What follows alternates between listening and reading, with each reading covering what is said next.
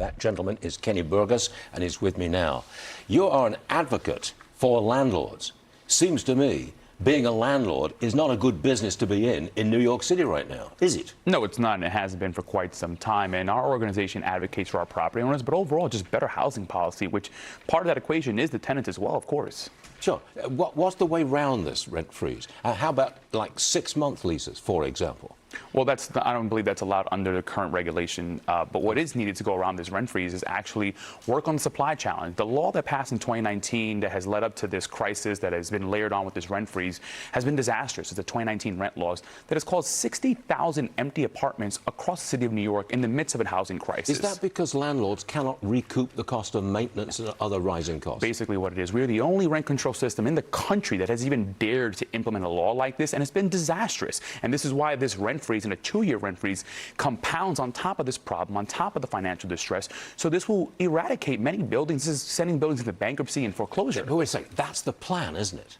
You force the landlords to say, hey, make these repairs. I can't make these repairs. Yeah. We're fining you. I can't pay the fine. We're taking your building. And it becomes not private property, but public property. And you know, I avoided that rhetoric for a while, but now when you take a look at what's happening, you have Cia Weaver, who was the chief architect of this law in 2019, now leading the mayor's housing policy, obviously celebrating this rent freeze for 2 years. This appears to be the plan, because the next plan they want to pass is the ability for the city to intervene on the sale of these properties. So the previous property owner you heard, thankfully, she was able to sell before a law like that was passed, but the city would then dictate who you can sell your building to. So this does seem to be overall the goal of the housing advocates, who just don't believe in private property. Man, they're really going a long way here.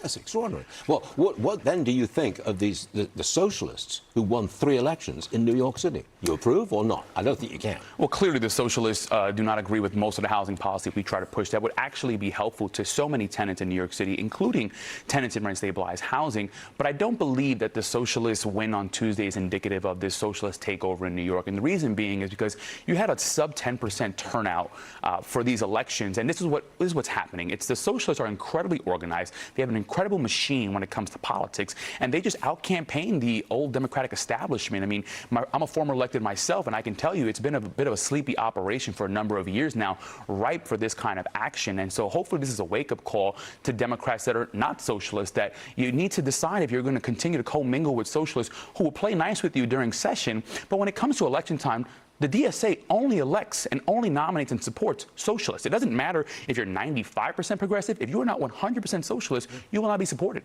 You are a Democrat. Absolutely.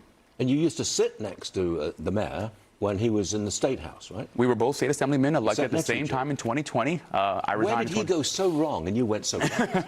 Well, I mean, he was elected and came in as a socialist, and we sat side by side, and I consistently gave him a lot of issues with some of his policy, particularly his housing policy, and now he is sitting as the mayor of New York City, and as I represent the majority of property owners in the city of New York, we continually clash on this policy. And I've told him firsthand, you didn't create this housing crisis. You inherited it, sure, coming in as mayor, but now your decision to implement a 2-year rent freeze, continue down this path, you're going to own the housing crisis that is only going to get worse on this decision of a rent freeze. I can guarantee you market rents in New York City will go up as a result of this. And on top of that, you're going to see more violations in rent-stabilized buildings. You're going to see more poor conditions, poorer standards for tenants. And overall, who is this helping?